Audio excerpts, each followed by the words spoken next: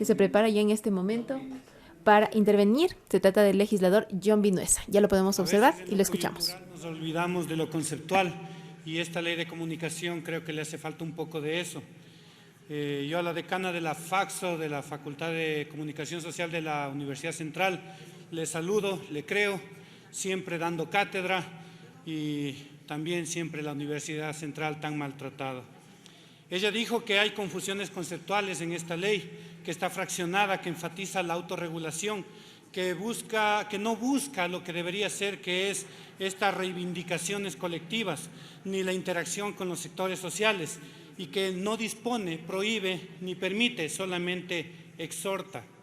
Voy a comentar un poco conceptualmente sobre realidades e interpretaciones, autorregulaciones, las responsabilidades penales versus las civiles, los derechos y obligaciones de quienes y las dudas que me generan este informe.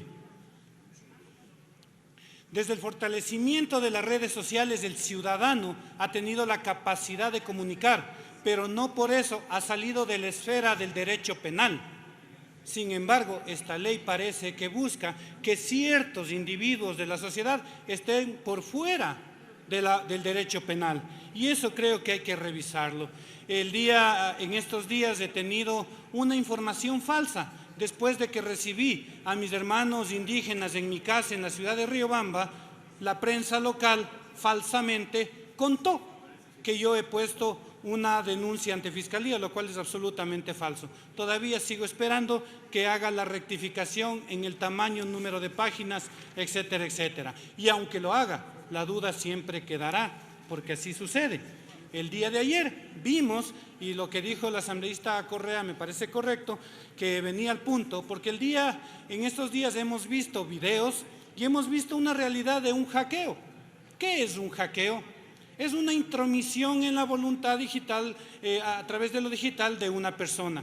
La pregunta es si esa intromisión, hackeo, también representa a la intromisión consensuada o permitida, porque señala finalmente el informe que hay un IP específico del cual salen cuatro instrucciones, pero esa es la realidad.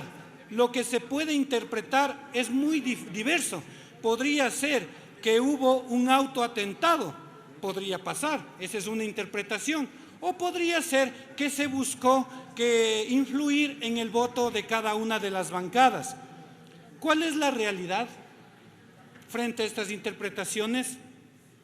Queda la duda, y quizás lo que se buscó es justamente eso, que quede la duda, lo cual generalmente es el fin de las informaciones falsas. No las cuentan bien, pero ya queda la duda. Sobre la autorregulación. Con la apología de Sócrates, ese documento histórico se terminó. Por última vez existió un sujeto en el cual se le podía creer la palabra. Después de eso hizo falta que la ética y la realidad esté escrita sobre papel. Y la ética actualmente tiene una herramienta, la ética y la moral, después de Sócrates, una herramienta que se llama la ley. Es la ley la que define el actuar y el deber ser. El judeocristianismo también marcó, después de que hubo un proceso de autorregulación en el desierto, se dio cuenta que hacía falta la ley para poder definir las acciones de una sociedad. Y es así como llegamos a esos 10 mandamientos que todos conocemos. ¿Cómo se construye la ética y la moral? Se construye con la ley, no con la autorregulación. La ley unifica la ética y la moral de un pueblo. La autorregulación la atomiza y tergiversa.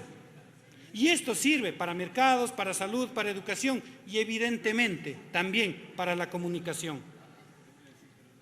La ética está profundamente ligada a las responsabilidades individuales y estas están conectadas absoluta e indivisiblemente con la ley.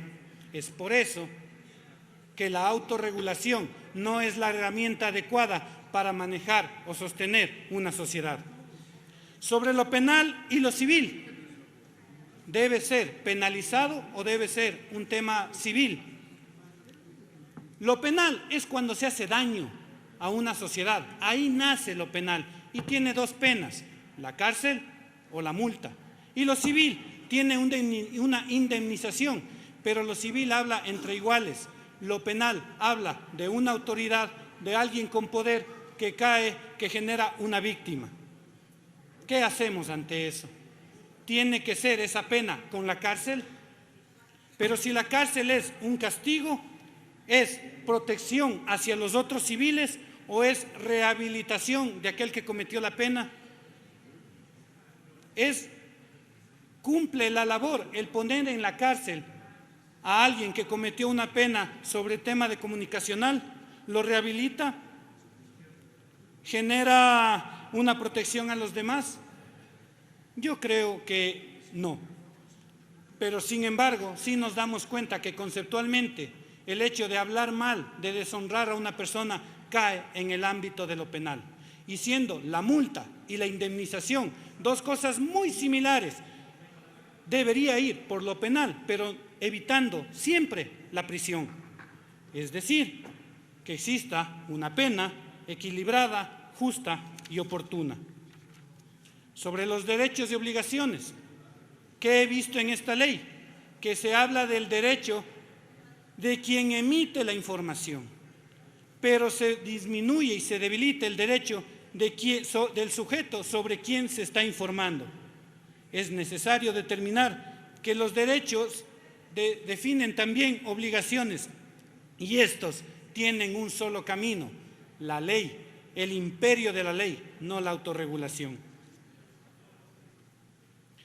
Me quedan algunas dudas, finalmente, en este proceso, en este informe. En la primera, ¿cómo es que esta ley de pautaje, porque así la siento, defiende los derechos laborales, los sueldos justos, las obligaciones patronales frente a un periodista? ¿Cómo evita el pautaje discriminado del poderoso? ¿Cómo entrega los espacios radioeléctricos de manera justa, equitativa y equilibrada? ¿Cómo se define la pluralidad de criterios? ¿Cómo se definen los límites de la autorregulación? ¿Cómo armoniza los derechos del informador periodista con el sujeto sobre quien se informa? ¿Cómo se conecta la capacitación con un sistema moral legal que obligue al bien hacer? ¿Cómo se profundiza la declaración de principios, que es la ley, básicamente es una declaración de principios, en el deber ser? ¿Cómo de verdad, pero de verdad, garantiza su independencia frente a la injerencia del poder nacional o del poder local? Estas y otras dudas me hacen pensar, señores asambleístas, que esta ley, que este informe es un mal producto, es un producto muy pobre de la comisión que lo ha elaborado, que es fraccionado y que es únicamente exhortante, y que ojalá vuelva a la comisión para que ahí se haga de verdad un buen trabajo. Gracias, señor presidente.